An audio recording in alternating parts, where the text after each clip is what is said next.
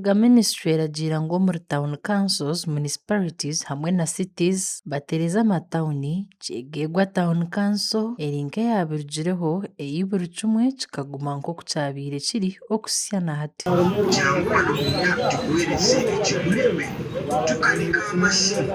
enshonga egi aba town council bagira ngo bashibe nibeshengereza abantu okureba omuringo ogu babatwarizamu narishi okubareka bakagumana bakora nk'uko bitwire bitu biri kurungi mu tawuni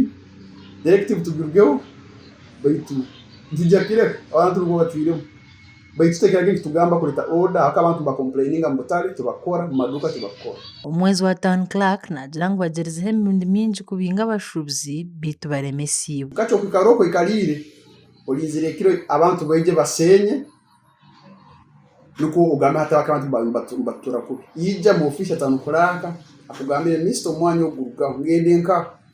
aso kugamba gamba genda katenti genda mu central market genda hano nuko bitu meya wa town council outwagambaho nawe ahasumu yagira ngo tushuru kubasika kubinga abashubuzi ngo tubineho kubata bateka kime kya kabiri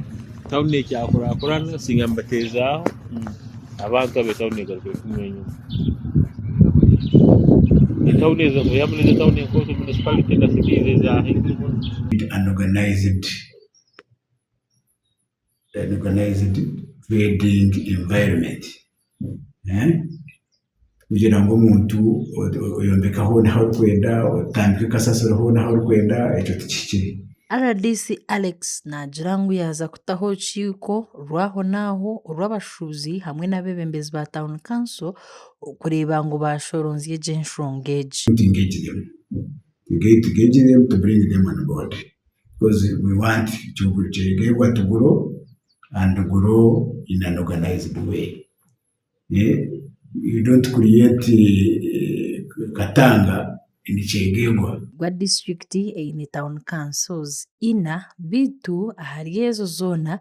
tine yashikirize narishe yatire kiragire cyo mu nkora hariho temporary buildings bayombekire abantu batakakere na town council takizi so nidushabangu maybe hari heze zombekirwa hati no kugira ngo uriya nayimukiramu kugira atakutuba byahurikiza bw'ibembezi bw'abantu byahenda kurikiza metendera mirungi ubwo bakamuhiro bwire buke amakuru agashakwa turi yamureba Paul.